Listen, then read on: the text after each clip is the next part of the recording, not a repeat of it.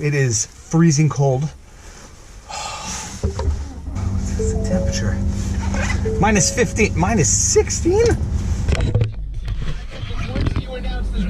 It's minus 16.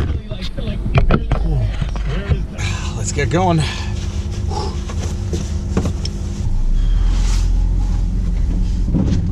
Hey-o. I'm often asked to talk about video licensing agencies. You'll notice that on pretty much any video that's gone viral on YouTube, in the description section, there's a little caption that says, this video is being managed exclusively by blank. For media inquiries or licensing opportunities, please contact us. Video licensing agencies are basically what they sound like. They handle the licensing of your videos, and they take a cut of whatever proceeds you get from licensing your video. They will also, generally speaking, take a cut of your YouTube views. Most often it's a 50-50 split. Sometimes it's 60-40 in favor of the creator, and occasionally you can get different splits if you're able to negotiate. A lot of people, after they've put up a video on YouTube, will get this, what looks like a spammy message saying, we love your video and think it has potential. If you would like us to license it, we will split it 50-50, send you blah, blah. It's a standard pitch, and it's generally generic, and it comes off as spammy, and technically it might be spam. Some people tend to think, I don't want to have anything to do with this. Why would I need them to do something with my video and take 50% of the profit? They're a bunch of leeches, blah, blah, blah. I'm going to talk about the video licensing agencies that actually work. I've dealt with over half dozen. Some of them are better than others. Some of them are bad. I'm not here to badmouth any or promote any. You can see from my history that I tend to use the same two over and over again because they have proven to me to be the best, but that's my personal experience. So people tend to look at these video licensing agencies and say they're scammers. Why do I need them to take 50 cents on every dollar that I make? It's a legitimate reflex, but they have value and distinct value. First of all, it's true. They're going to take 50% of what you make from YouTube views. But bear in mind, the majority of the time, you're not going to make your money off YouTube views. In the best of circumstances, even if you have a viral hit, you might get $1,000 per million views on YouTube. Most people will never get a video to go over 1 million, let alone multiple, so that they can actually make any meaningful money from the YouTube views. What the video licensing agencies do, at least to justify their 50% on YouTube, is they maximize what they call the advertising on your video. And by being able to pick certain ads, specific products, specific ad placements, they can maximize the penny per view that you get on YouTube. It's not a penny per view, but they can maximize the monetization you get per view on YouTube. That's one thing. The second thing they will do is they will go after people who rip your video off. A lot of people say, well, I can do this on my own, but if you're anything like me, you're not exactly going to be wanting to send around emails to strangers that you've never seen halfway across the world, hoping that they take down your video, and I don't really want to deal with people who are ripping off videos that I put up. So they will go and either tell the third party to take the video down, or even more efficient, they're going to claim the monetization of that video being produced on somebody else's YouTube channel. So they don't make them take it down, they'll just take the monetization and carry it over to your account, which is great.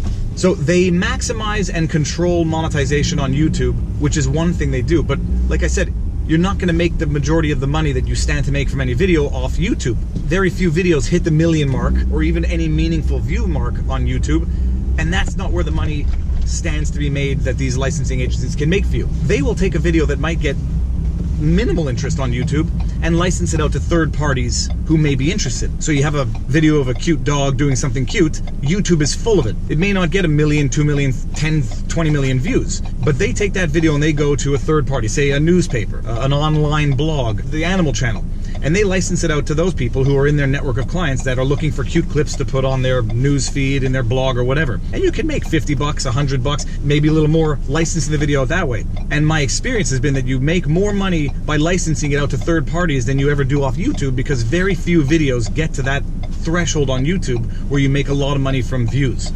Is this a parking spot? I'm not going to get greedy, I'm going to take it. Parking 7 to 8.